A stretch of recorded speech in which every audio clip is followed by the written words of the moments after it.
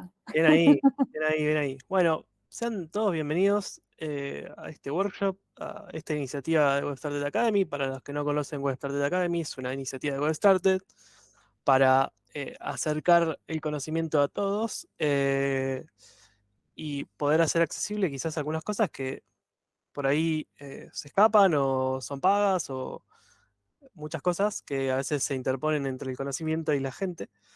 Así que nada, queríamos hacer este pequeño workshop con la idea de poder acercar algunos conceptos y algunas ideas claves dentro de lo que es esto que es tan polémico hoy en día, que es la inteligencia artificial, que se habla mucho, se dicen muchas cosas, hay toda una aura mística, y la idea es poder explicar algunos conceptos básicos para que les vayan quedando y los puedan aplicar, quizás, quién sabe, haciendo mucho foco en esto que son las inteligencias artificiales generativas, ¿no? Así que, bueno, nada, hola, bienvenidos a todos, gracias por estar acá de nuevo, por darnos el espacio. Mi nombre es Julián Candia, me desempeño como Data Engineer en el título, pero también hago cosas de Data Scientist, hago cosas de análisis de datos, todo lo que sea de data, lo agarramos y lo trabajamos, yo lo trabajo. Eh, Vengo de otra rama que no es sistemas, nada que ver. Estudié geología, estudié ciencias de la Tierra, eh, y actualmente vivo en Río Negro.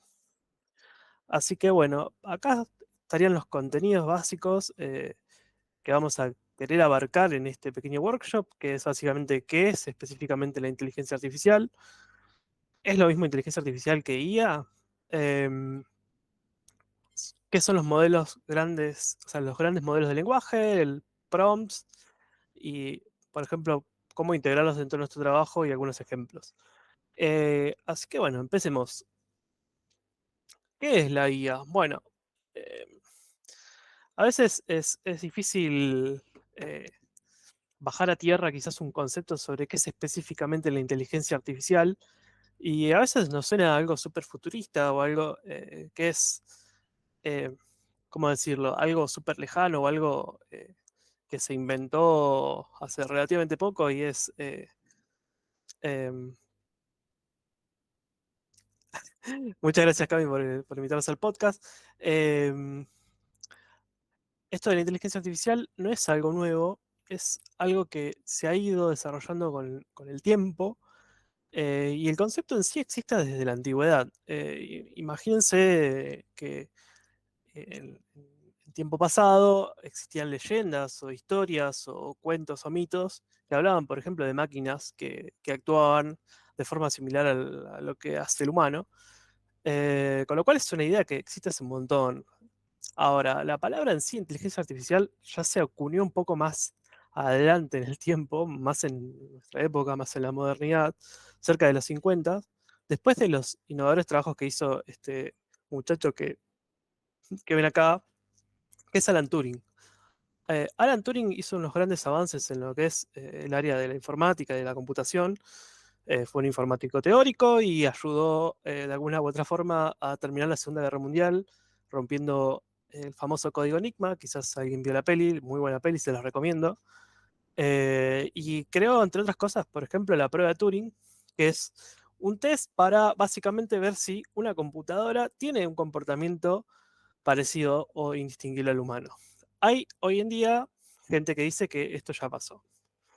Eh, y si se inventó o se acuñó hace tanto tiempo esto de la inteligencia artificial, ¿por qué no tenemos robot entre nosotros o no tenemos una tecnocracia dirigida por inteligencias artificiales?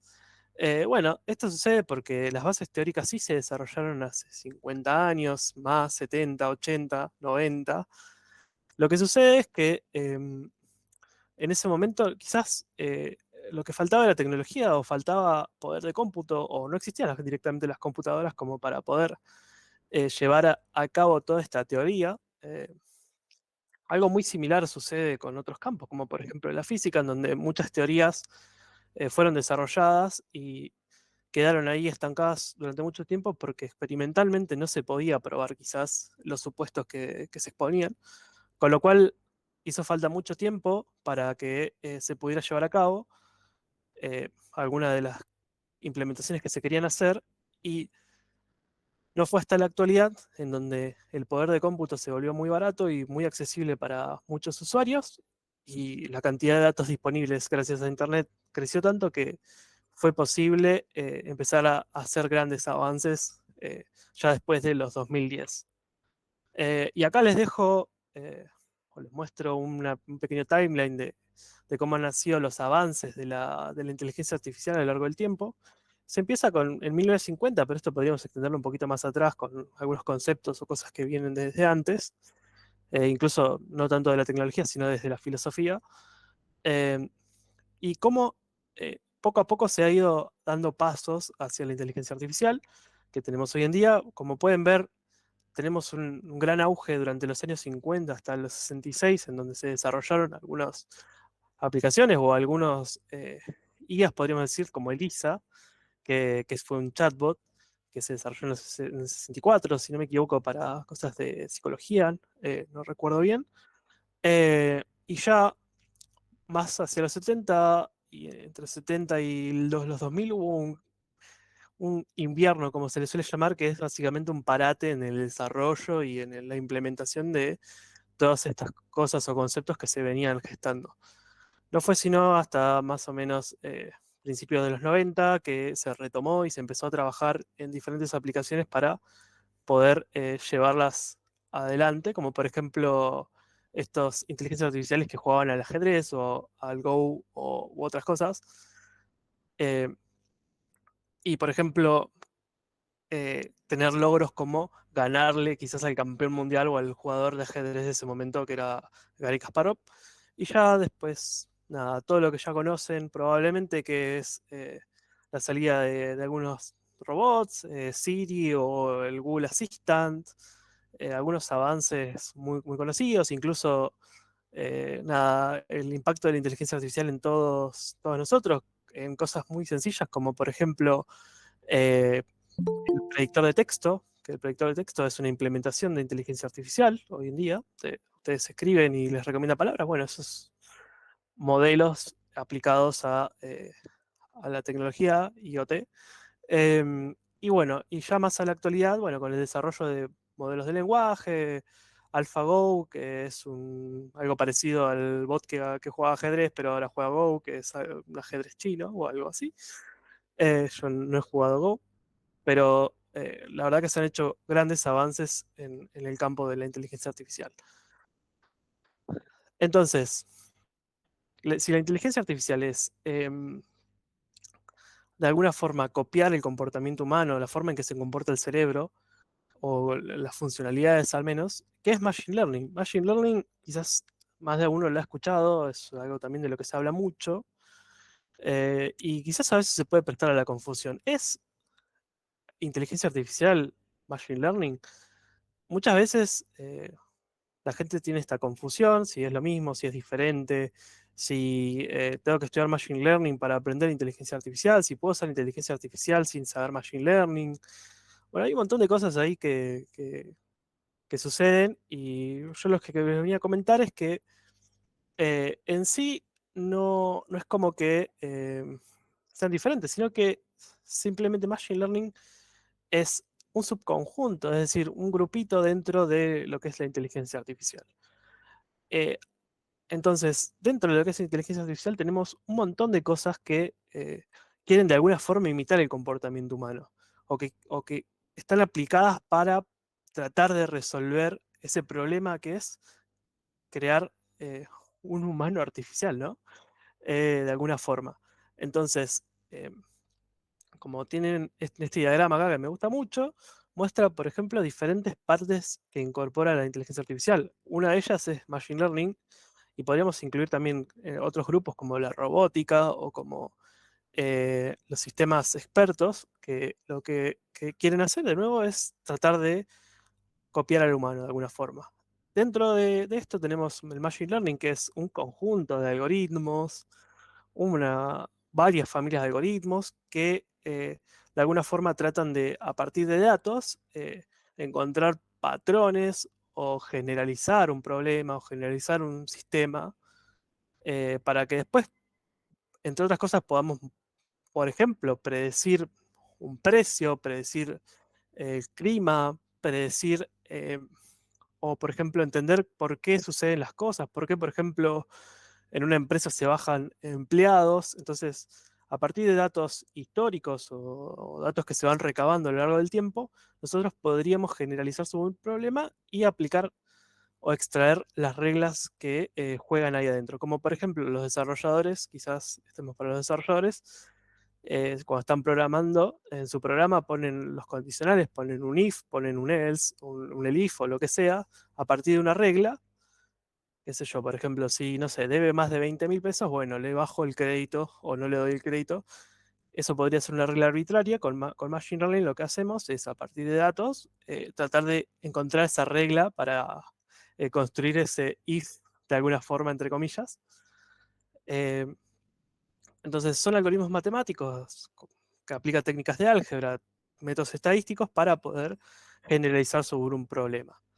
Después hay un pequeño subconjunto más chiquito que es el Deep Learning, que también lo deben haber escuchado, que incluye todo lo que son redes neuronales y quizás modelos más complejos que tratan de alguna forma de copiar también algunos funcionamientos del cerebro, pero aplicando métodos estadísticos de álgebra y, y de matemáticas, ¿no?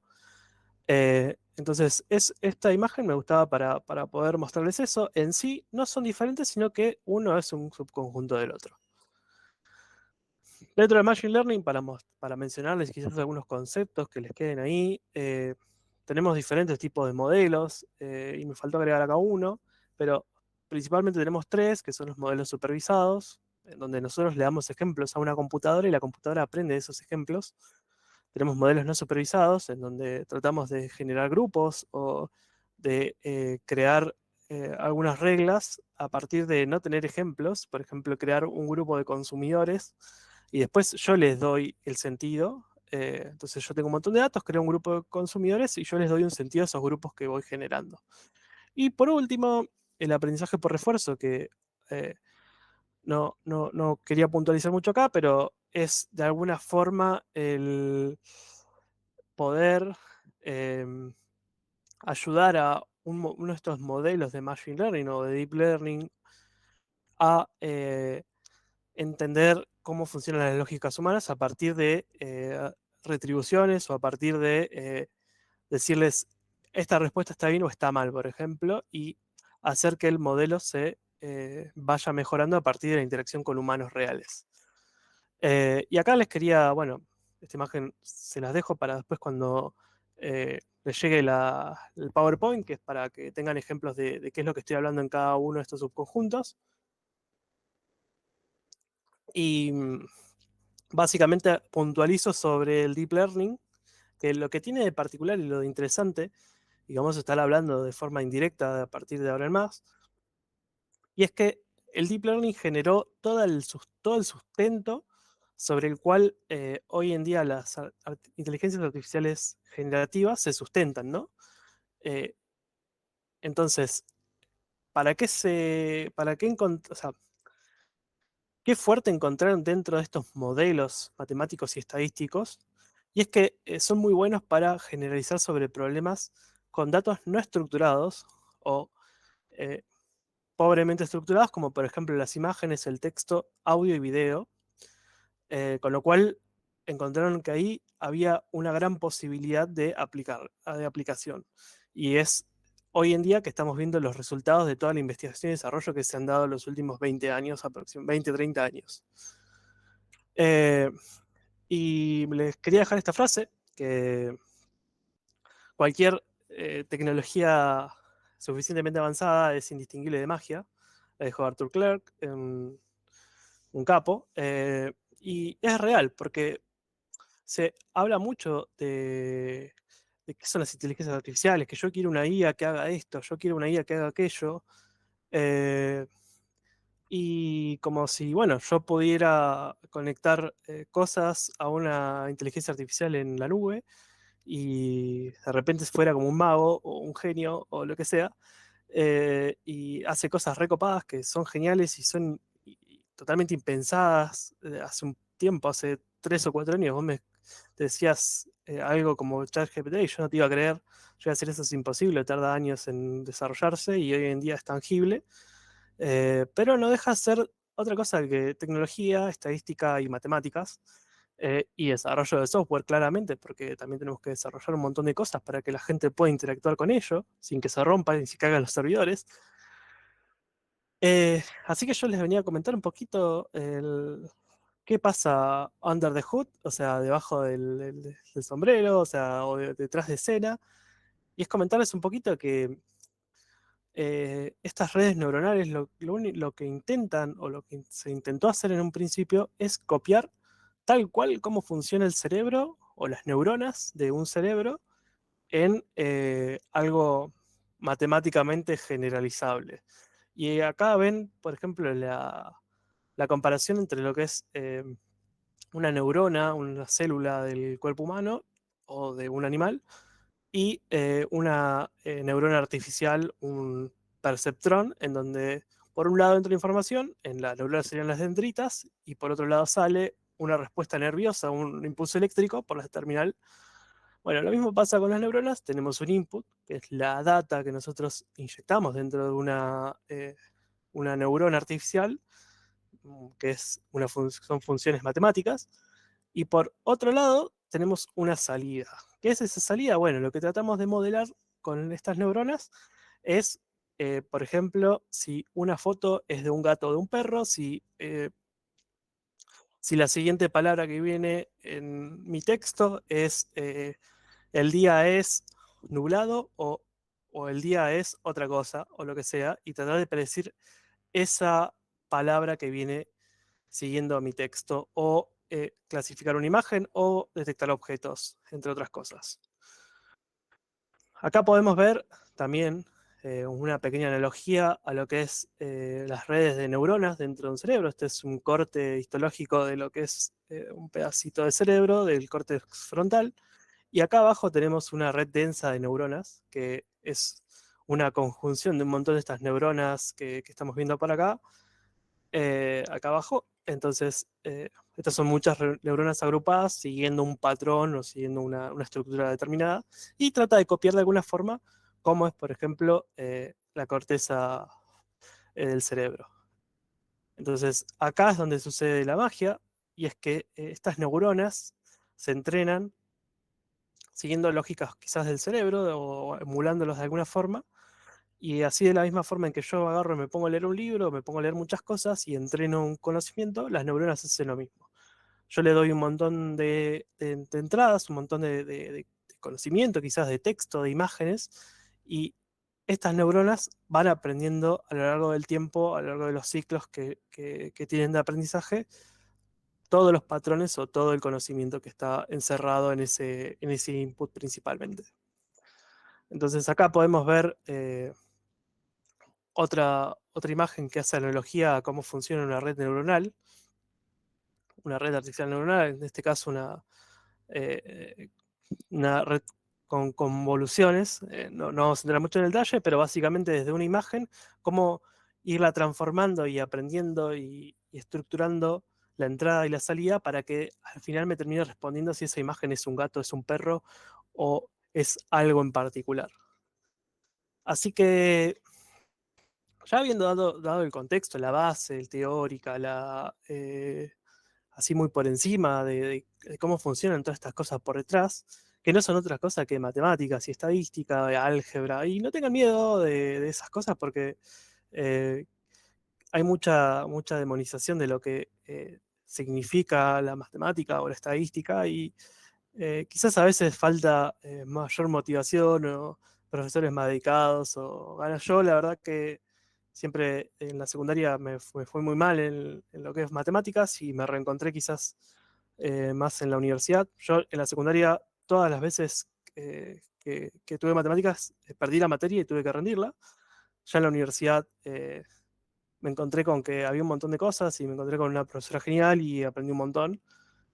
Así que no le tengan miedo a aprender esos conceptos que si el día de mañana quieren dedicarse a desarrollar estos modelos, parte fina o quieren meterse en qué es realmente la inteligencia artificial, es algo en lo que tienen que tocar un poquito y aunque sea chusmear los conceptos de cómo funcionan las cosas.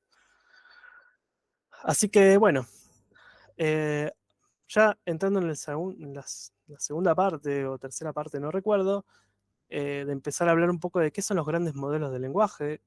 Quizás también es otro concepto que hayan oído mucho, más quizás los desarrolladores que dijeron que ya estaban trabajando con las inteligencias artificiales, pero quizás los demás no. Los grandes modelos de lenguaje son eso que, de alguna forma, el engranaje que mueve por detrás ChatGPT o cualquiera de esas inteligencias artificiales generativas que tanto utilizamos hoy en día, ¿no? Pero, primero, antes de hablar de eso, quizás deberíamos hablar un poquito sobre qué es el procesamiento del lenguaje natural. ¿Qué es esta cosa tan fancy, tan bonita, que es esta palabra estas palabras tan complejas, ¿no? ¿Qué es el procesamiento del lenguaje natural, ¿no? ¿Qué quiere decir eso? Eh, el procesamiento del lenguaje natural, o NLP por sus siglas en inglés, es básicamente cómo nosotros procesamos el texto o cómo lo analizamos para poder darle un contexto computacional. Eh, y es básicamente cómo hablar con las computadoras, de alguna forma, o cómo analizar ese texto. Eh, y acá amablemente dejo una imagen de un panda hablando con una computadora que me gustó mucho. Eh, y es dentro de lo que es el NLP, en donde estudiamos esto, cómo comunicar todo ese texto, toda esa maraña de cosas, desde un libro que puede ser El Principito o cualquier enciclopedia, hacia un modelo al cual yo le entrego unas palabras y me devuelve quizás una respuesta o un conocimiento concreto que además sea coherente. ¿Cómo hacemos eso? Bueno, eso es el campo de estudio del procesamiento del lenguaje natural y muchos lingüistas computacionales se han dedicado a estudiar esto, ¿no?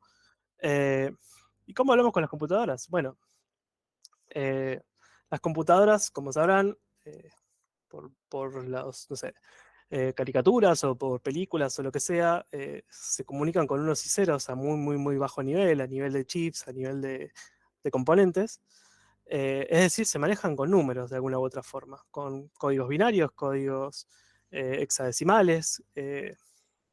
Bueno, entonces, nosotros no podemos decirle a una imagen, che, mira, esta es la cara de una persona o esta es la foto de un gatito, sino que tenemos que de alguna forma codificar esas imágenes para que una computadora entienda qué es lo que está pasando.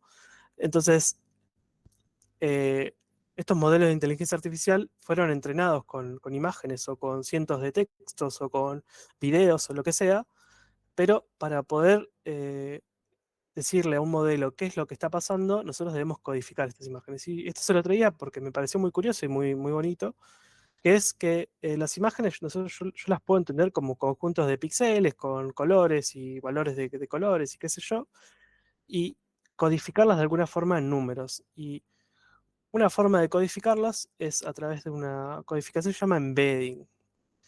Eh, no tenemos que aprenderlo esto, pero sí está bueno saber qué es lo que está pasando por detrás. Un embedding no es otra cosa que la conversión desde un objeto no estructurado, como puede ser un texto o una imagen, hacia un vector o hacia un conjunto de numeritos que encierran de alguna forma las componentes del lenguaje, como por ejemplo si el género o la relación con algún parámetro en particular. Y para que lo entiendan y que vean esto tan abstracto, les traje acá una pequeña figurita que es muy famosa, en donde si nosotros codificamos palabras y obtenemos embeddings y las graficamos en un grafiquito, vemos, por ejemplo, que hay ciertas palabras que encierran dentro de estos numeritos su significado. Por ejemplo, hombre y mujer están muy cerca porque son humanos. Lo mismo con rey y reina, que son dos palabras, que la ven acá a la derecha, que son, rey y reina son dos palabras que son personajes de la realeza, ¿no? Pero a su vez, reina está más cerca de mujer de alguna forma porque está encerrado ahí el tema del género. Entonces, lo mismo con hombre y con rey, porque son palabras que hacen referencia a un género en particular. Con lo cual, esta forma de codificar las palabras tiene sentido y guarda un montón de las reglas del lenguaje por detrás. De esta forma es como se le habla a las computadoras muy por detrás. Es de la forma en la que se entrenan los modelos. Cuando uno le escribe a ChatGPT, por detrás, las palabras se convierten en estos vectores, en estos números. Eh, Así que eso les quería comentar. Y por último, otra de las bases conceptuales es qué son los modelos fundacionales.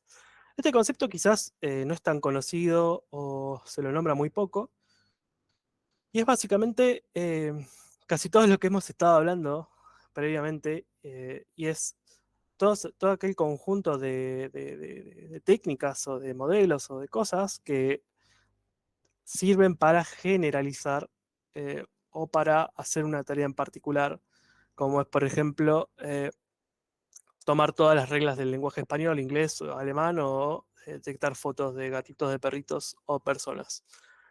Entonces, un modelo fundacional es este conjunto de técnicas que fue entrenado con un montón de data, eh, texto, imágenes, videos, fotos, y después, que después me sirve a mí como punto de partida para hacer tareas más particulares.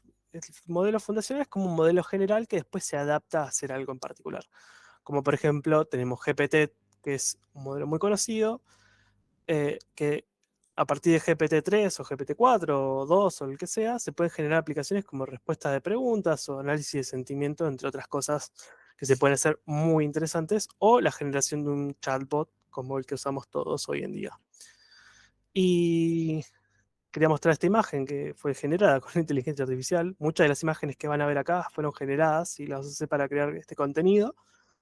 Eh, Básicamente lo que ven acá es como si fuese un agujero negro que está consumiendo libros, y de eso de alguna forma es como funciona un modelo. Un modelo de inteligencia artificial, un modelo de deep learning, se le ingresan libros, consume libros y trata de condensar todo lo que está ahí adentro en algo particular como lo es un modelo de estos al que después yo puedo ir y hacerle consultas o me puede ayudar a, por ejemplo, analizar el lenguaje. Em, una vez ya entrenado el modelo, ya creado mi modelo fundacional, lo que tengo por detrás son como un montón de engranajes a los cuales si yo muevo uno, mueve otro, y ese movimiento al final genera una acción o una cosa en particular. A estos engranajes, por así decirlo, como si fuese una cajita musical, se les llaman parámetros. Hay modelos que tienen miles y millones de parámetros y es el resultado final que tengo yo después de entrenar un modelo. Eh, Nada, datos de color. Eh, y acá les quería mencionar dos modelos muy famosos, que uno es GPT, que ya lo nombré y ya lo nombraron algunos de los que están acá, que es Generative Pre-trained Transformer, disculpen mi inglés, eh, el cual es un modelo de lenguaje que, como lo dice su nombre, está preentrenado y me sirve a mí de punto de partida para hacer un montón de cosas. Por ejemplo, generar un chatbot, por ejemplo, responder preguntas, por ejemplo, hacer clasificaciones sobre un texto. Y además, por otro lado, tenemos Stable Diffusion. Stable Diffusion es un modelo que es muy reciente, tiene poco tiempo, tendrá 2 o 3 años, que sirve para generar imágenes. Y hoy en día, gran cantidad de los modelos que hay en Internet para generar imágenes se basan en Stable Diffusion. Incluso se hizo muy popular últimamente una aplicación en TikTok, creo que está, que vos te grabás y te podés convertir en un personaje de Barbie. Bueno, uso Stable Diffusion, y hay un montón de ese tipo de aplicaciones en donde te transforman tu imagen hacia otra cosa.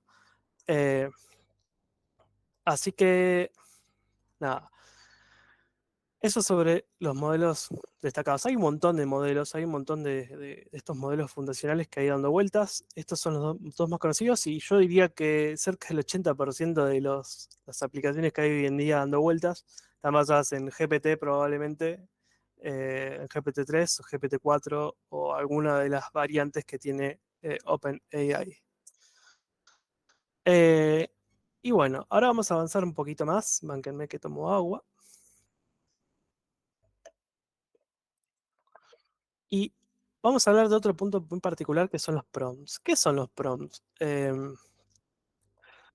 Esto que se usa mucho, o capaz que lo ven en Twitter, de, oh, estás usando mal ChatGPT, aprendete de estos 20 prompts en el cual vas a aprender cómo hacer para que ChatGPT haga todo lo que vos querés. O usar estos prompts para generar las mejores imágenes. Pero ¿qué es un prompt? Nadie te lo explica. Y vos dirás, bueno, es como le escribo a una inteligencia artificial y a fin de cuentas puede ser. Y acá saco esta imagen que me la robé amablemente de un bootcamp gratuito de inteligencia artificial que se los recomiendo a todos. Lo pueden buscar los desarrolladores quizás que están más familiarizados con la programación, con sistemas, o cualquiera que se interese en cómo desarrollar aplicaciones más desde el punto de vista de un programador. Se los recomiendo mucho, se llama LLM Open Bootcamp Full Stack o algo así. Full Stack LLMs Bootcamp o Open Bootcamp o algo así. Búsquenlos. Si no, después me escriben, si quieren, escríbenme por LinkedIn, yo se los paso. Eh, y ahí él habla de cómo desarrollar aplicaciones y habla en particular sobre los prompts y dice, un prompt o hacer un prompt es básicamente como pedir un deseo y que se vuelva realidad, o para que se vuelva una realidad. Y es básicamente eso, es una interacción que yo tengo con una inteligencia artificial en donde yo le solicito o espero una respuesta particular. Y acá yo la defino como que es una instrucción que yo le doy. Eh, Charles la dice como es un deseo, es un poquito más mágica la cosa, pero es a fin de cuentas una instrucción, como yo podría decir en el mundo de Harry Potter, Wingardium Leviosa y pasa algo, en el contexto de las inteligencias artificiales es una forma de comunicarme. Eh, y en criollo, como puse ahí, es una forma de decirle a una inteligencia artificial qué es lo que vos querés que haga. Esto puede venir en forma de texto, de imagen o de audio o de video de repente y se construye de una forma tal que yo quiero una respuesta que sea coherente y relevante para lo que yo estoy queriendo hacer. Entonces, eh, acá toma principal importancia la forma en que yo me comunico con ella o de qué forma tan efectiva me comunico con la inteligencia artificial. Eh, de la misma forma como me comunicaría con un humano, ¿no? Entonces, este deseo que bien mencionaba Charles antes tiene reglas y hay que saber esas reglas muchas veces para interactuar de forma efectiva. Yo puedo ir y escribir a ChatGPT o pasarle un texto y decir resumímelo o dame tal cosa, pero hay reglas. Y muchas veces, de la misma forma en que yo voy a una reunión social o voy con alguien a tomar un café o lo que sea, no me puedo comunicar a los gritos, sino que tengo que seguir ciertos patrones y códigos de comunicación, o sea, hablar bien, ser claro, o como cuando yo hablo con un compañero, eh, tengo que aprender a pedir las cosas de forma asertiva o de forma clara, con tal de que mi compañero pueda entender qué es lo que yo le estoy pidiendo o para qué le estoy pidiendo ayuda. Entonces, muchas veces hay que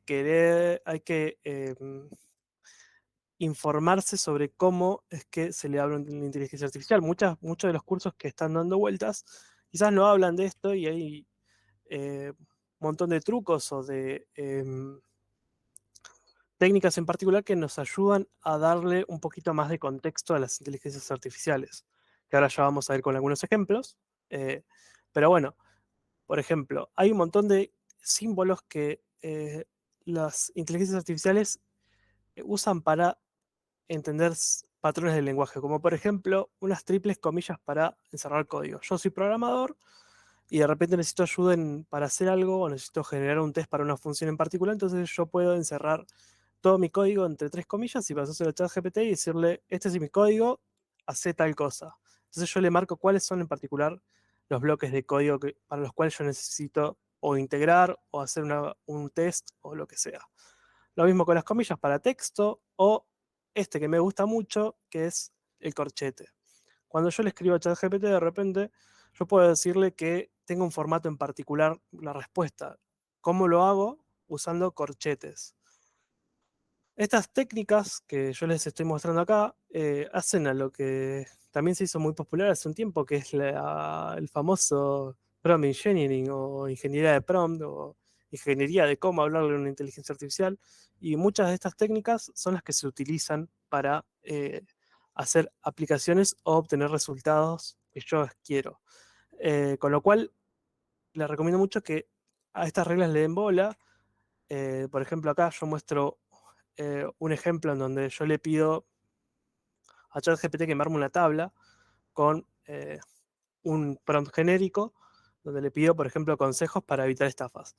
Entonces, yo al encerrar en corchetes y poner la palabra clave table, lo que me va a hacer ChatGPT es va a devolverme una tabla en concreto. Con lo cual, esto es muy útil si de repente estamos desarrollando aplicaciones. Esto también funciona para aquellos desarrolladores que están ahí. Cuando yo interactúo con la API de OpenAI, yo le puedo pasar esto como parte del prompt y va a ser parte de la respuesta que voy a tener. Con lo cual es muy interesante si están desarrollando cosas como aplicaciones. Y les recomiendo muy fuertemente visitar esta página donde tiene algunos tips que yo me hubiese gustado desarrollarlos ahora, pero quizás estamos medios cortos de tiempo. Así que se las recomiendo fuertemente que las vayan a ver y a chusmear. Son muy, muy interesantes. Y bueno, vamos ahora con algunos ejemplos de cómo utilizar una inteligencia artificial o cosas que he hecho.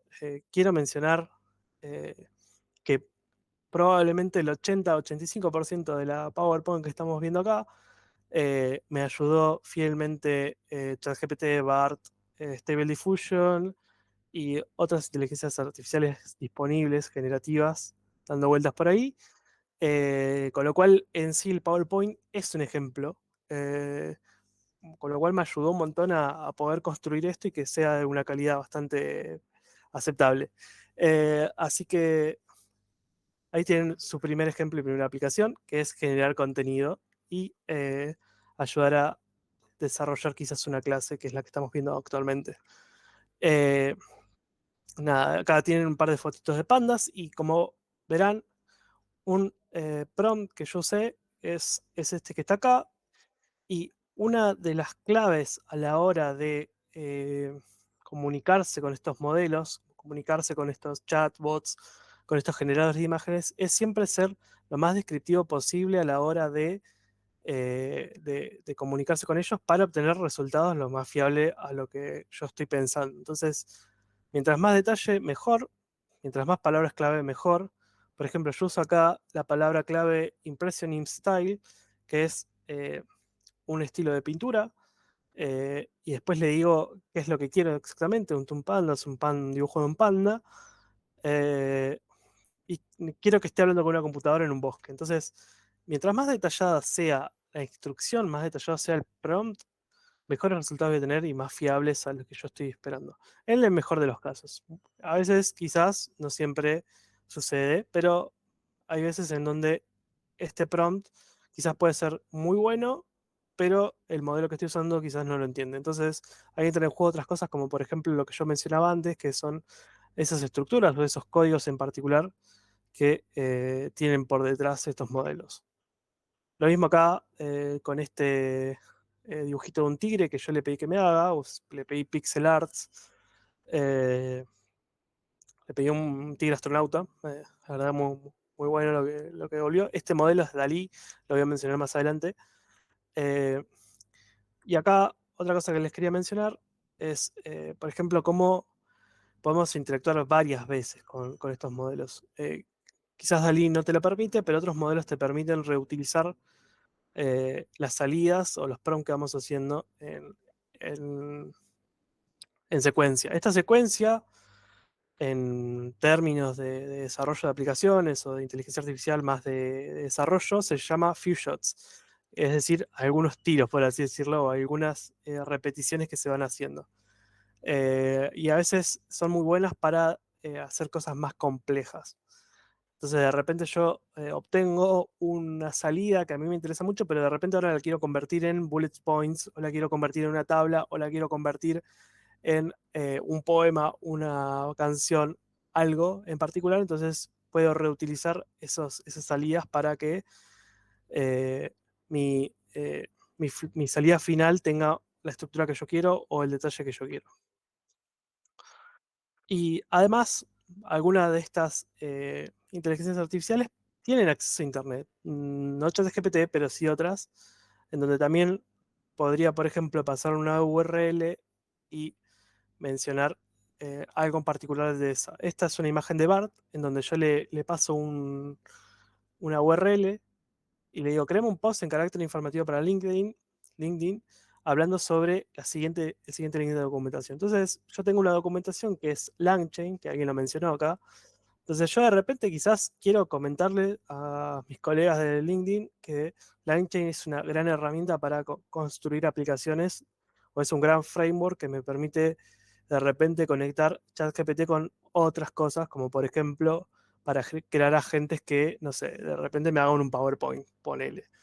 Entonces, creo un post citando la documentación en donde hablo de forma interesante de esto.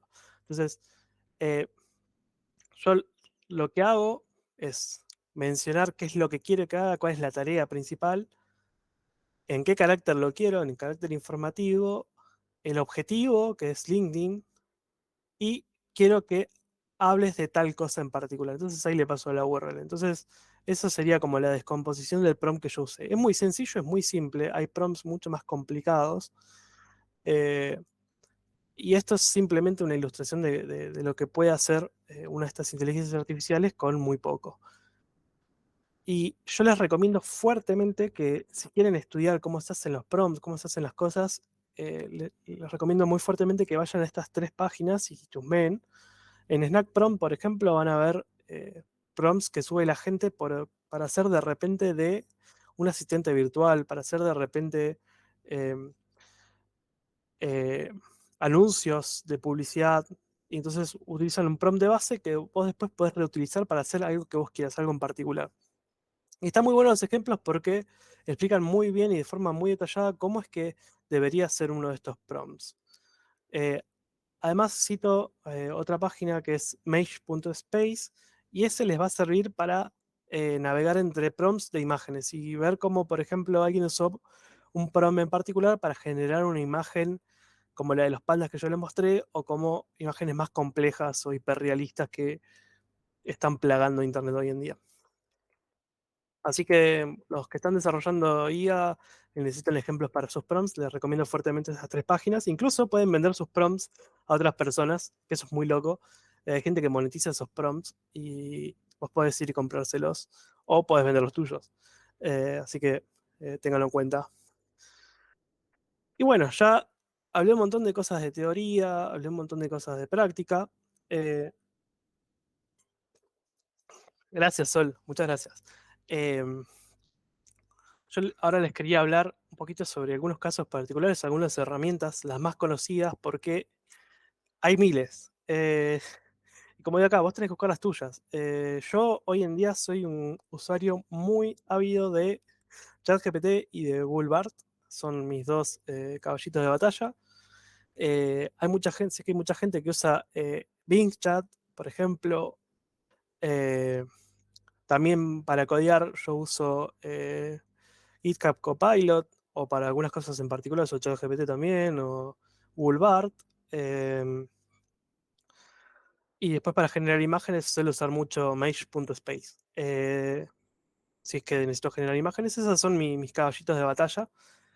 Después vos tenés que buscar lo que a vos te sirva. Por ejemplo, yo tenía una compañera que trabajaba en redes y de repente usaba otra que era orientada a generar posts o a generar imágenes, o alguien de ventas para generar una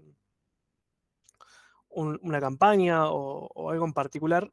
Entonces vos tenés que ir y buscar las que son las apropiadas. Yo te puedo decir un montón, vos vas a tener que encontrar cuáles son las apropiadas para la tarea que vos quieras, para el objetivo que vos quieras cumplir. Entonces, la pregunta que hay que hacerse primero antes de ir a visitar todas las herramientas es qué es lo que necesitas, qué querés hacer. Eh, ¿Querés irte por ventas? ¿Querés irte por, no sé, marketing? ¿Querés irte por diseño? Bueno, todas esas cosas son las que hay que preguntarse y ver cuál es el objetivo a muy alto nivel y buscar aquellas herramientas que hoy en día están desarrolladas para ello.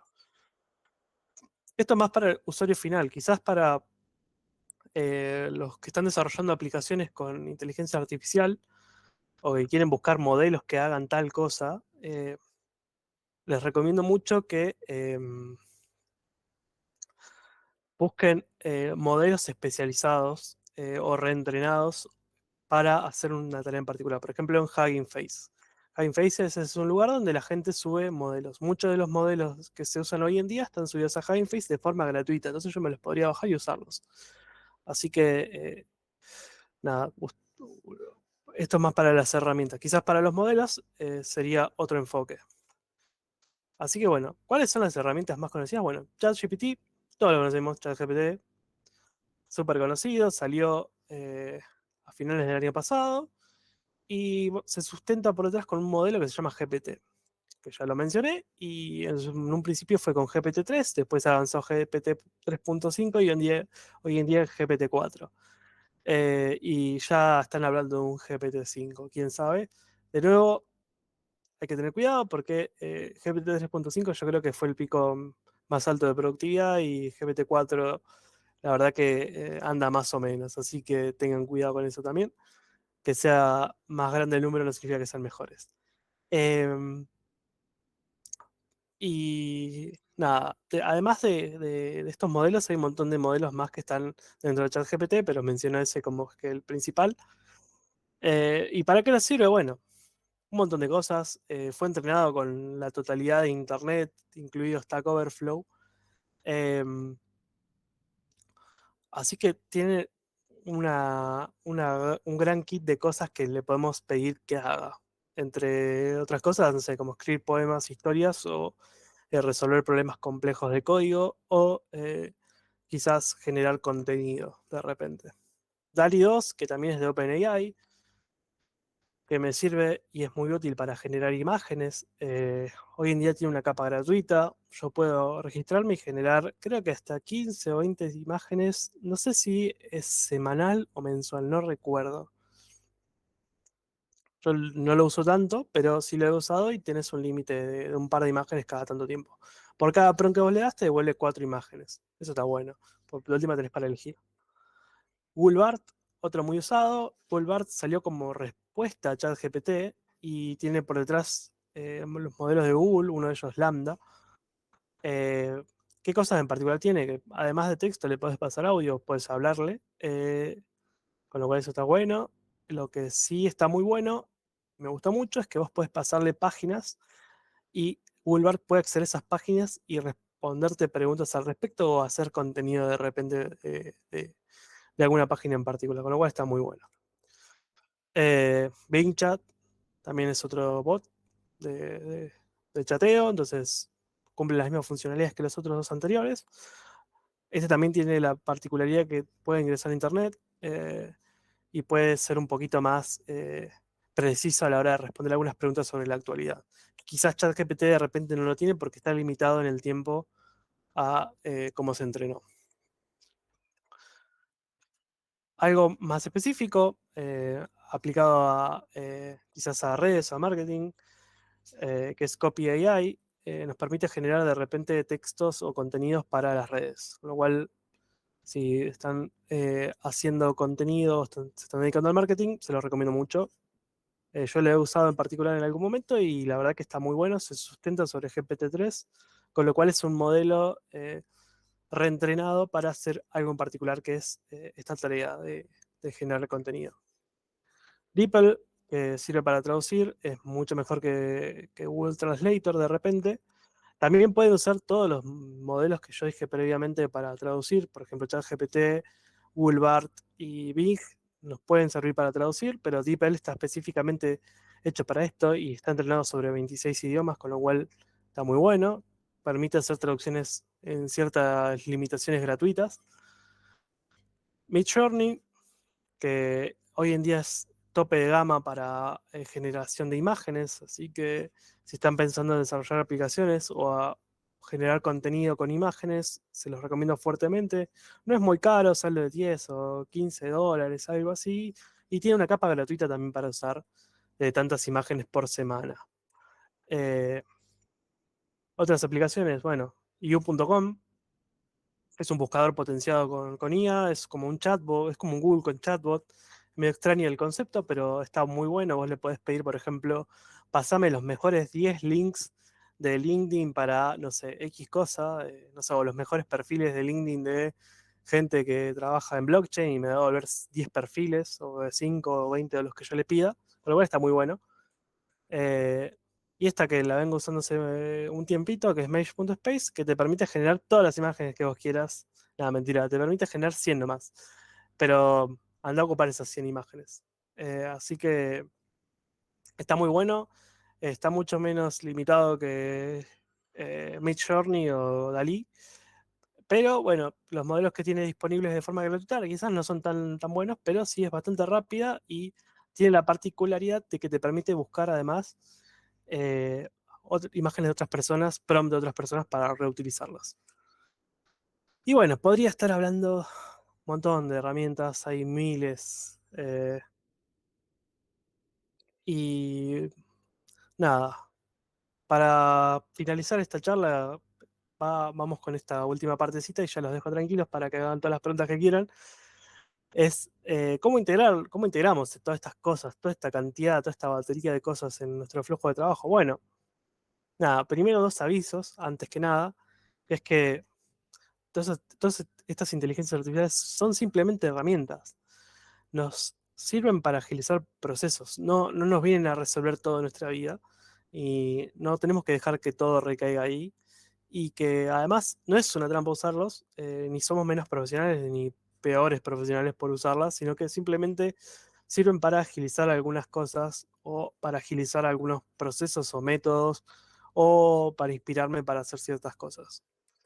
Con lo cual, ¿cómo es el plan de acción para usar estas inteligencias artificiales? Bueno, primero, nada, tener una idea o un problema, algo que resolver, recabar todos los requerimientos para que ese problema o esa idea sea resuelta de forma efectiva y recién ahí buscar alternativas de modelos o de herramientas que puedan resolver ese problema. Una vez evaluado pros y contras y ver si realmente puede este modelo o esta aplicación resolver ese problema, generar el- la solución o el output que yo quiera y controlar la calidad de ello. Si es un texto, ver si el texto puede ampliarse o puede corregirse o puede mejorarse de alguna forma con control humano, es decir, yo le agrego o le saco cosas, o una imagen si es la correcta, o la puedo retocar en Photoshop, o si es un diseño yo lo retoco en Figma o lo que sea que esté usando, o si es un código lo veo en VS Code. No dejen que todo lo resuelva el modelo o todo lo resuelva la inteligencia artificial porque tiene errores, como puede tener un humano también, no son perfectas, con lo cual siempre hay que tratar de todo eso que genera la inteligencia artificial, darle una capa humana para terminar de ajustarlo a lo que yo necesito. Y por último, bueno, la aplicación, aplicarlo al problema y resolverlo como yo quería. Y bueno, úsenlo para potenciarse básicamente. Sean mejores profesionales, sean mejores artistas, mejores eh, programadores, mejores desarrolladores. eh, y eso es básicamente todo lo que les quería contarles hoy. Y nada, adoptémoslos, que no están para reemplazarlos, sino que están para mejorar y hacer todo nuestro trabajo un poco más ameno y un poco más straightforward para adelante. Así que nada, esto era para si daba el tiempo, pero quizás lo vamos a hacer en otro momento. Así que nada, como siempre pueden seguir a Website Academy en todas sus redes, en todas sus plataformas donde estamos presentes. Y básicamente muchas gracias por escucharme.